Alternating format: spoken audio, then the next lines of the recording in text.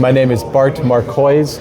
I am a former American diplomat, professional career foreign service officer, and I also am the former Principal Deputy Assistant Secretary of Energy for International Affairs. So we have heard that you have already know about what's going on in South Korea. And what is your advice for the Korean people in South Korea?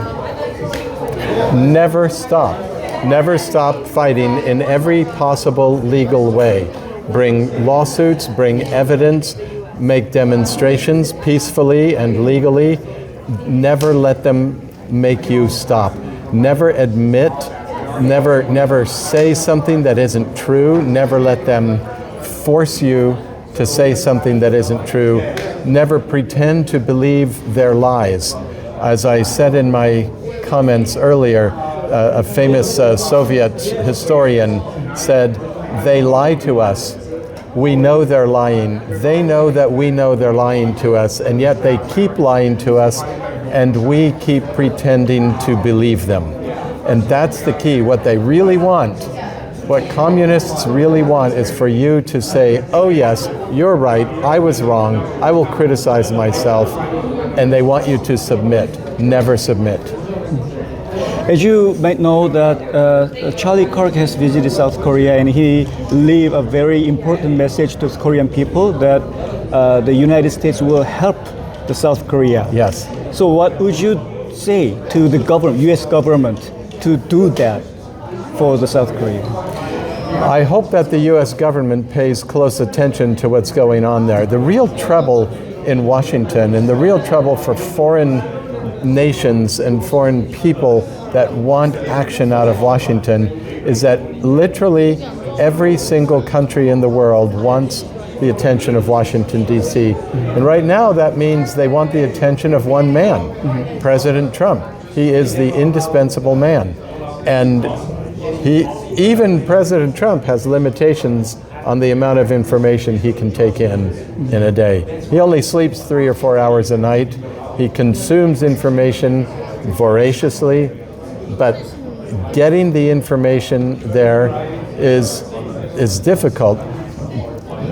Korean Americans and Koreans need to set up some sort of foundation in Washington where they can communicate with everybody in the country, not just focusing on President Trump, but on Congress, on think tanks, on all of the people that influence President Trump and influence the cabinet. There are lots of cultural exchange organizations, there's the embassy, they might even have lobbyists, but nobody is doing a good job of that. They need to have something solid here that will be permanent, that says Korea is America's ally, let's work together as allies. Right before at the conference, we have talked about the sanctions from the United States government. Is it possible? And if it is possible, then what kind of sanctions can be done on South Korea? Yeah, I liked what Ambassador Tan said. I was about to say the same thing, but he said it first, so I didn't bother. The kind of sanctions that will have an effect are sanctions on people, on individuals. There are, I forget who it was, is it the Prime Minister's brother has his son and daughter here studying in the United States, and in fact, as I understand it, they're applying for American citizenship while he stands up in Seoul and criticizes America and says we're a terrible place. This is where he's sending his children. Their visas should be revoked instantly. He should not be allowed to visit here. The people that oppose America, who are our enemies, should not be allowed to come here. They should not be allowed to buy property here, to go to Disney World or to Disneyland and experience all the wonders of this country. Let them go to China. Let them go. Let them go to Beijing. Let them go to Wuhan and visit the things there. Anything else than the visa revoke? Oh, certainly. There are very heavy financial sanctions that could be imposed. They could say you may not use the American banking system, and that means you can't use the banking systems in Europe or any of the other systems that American banks trade with. They could be excluded from that. You could say Americans are not allowed to do business with certain individuals or companies, and could limit the exposure financially to the Western system of finance.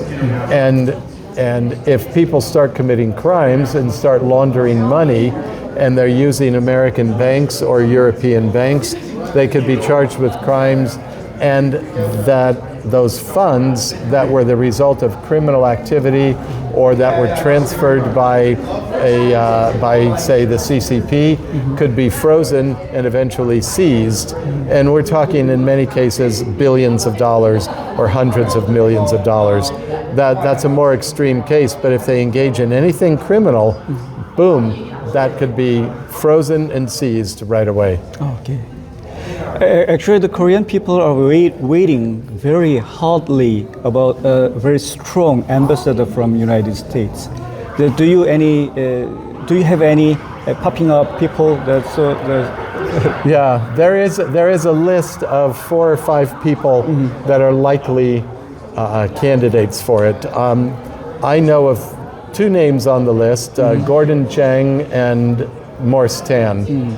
Either one of them would be a wonderful, wonderful ambassador to Korea. I know some of the other names on the list, but I'm not at liberty to say them. I don't know of anyone that I think would not be a good ambassador, but it's hard to beat either Gordon or Morse as good candidates. I hope it's one of them. Could you guess when President Trump endorse or? I don't know. I don't know when he'll nominate. I suspect that he's waiting to see what this government does. Lee Jae-myung made lots of promises to him, and as we pointed out here, it sure looks like those promises were lies. And I wrote an article before Lee came here, and I said, don't try to play President Trump. You will be regretful. And I think he didn't listen, and I think he tried to play President Trump, and nothing makes President Trump more angry than that.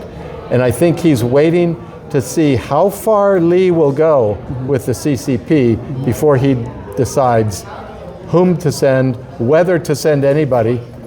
It's a mark of extreme displeasure if he doesn't send anybody, and what kind of orders to give the new ambassador. Okay, the last question is that President Trump has announced that he will visit South Korea next month. And do you expect anything from that visit? I expect that he will come away with a much stronger commitment and signed agreements and an actual mechanism for the money to be invested in the United States that was promised by President Lee when he came here. I think that if he does not get that, there will be hell to pay, is what comes to mind, is a phrase that comes to mind. I expect also that he will call out to the administration on the repression of churches, especially Christian churches. These are people who are friends of his.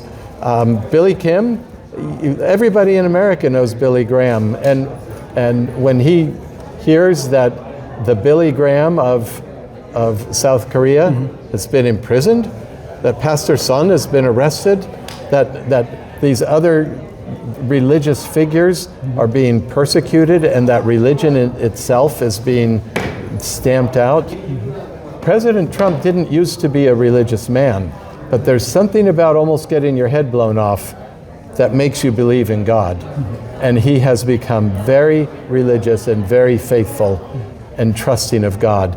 I would encourage everybody watching this to pray for President Trump daily and to pray for Korea and the people of Korea, and pray that we here in America will see, hear, understand, and continue to advocate for your liberty and your freedom as you stand up and you advocate for it and you fight for it yourselves. Thank you very much, sir. Thank you. Is there anything else to add on? You know, there's one more thing that we can do here in America, and I'm speaking now especially to the Korean Americans, and especially to those that live in Virginia and New Jersey, because there are elections going on right now in both of those states. Korean Americans traditionally have voted majority for Democrats in the last 20 or 30 years. But the Democrat Party in America no longer aligns with the values of Korean Americans. It has strayed from those values, and Democrats in Washington will support the Democratic Party in South Korea. They have become, the American Democrat Party has become so leftist that they are taken over by the Democratic Socialists, the Marxists, the Communists here in the United States. They will make alliance with the Communists in South Korea.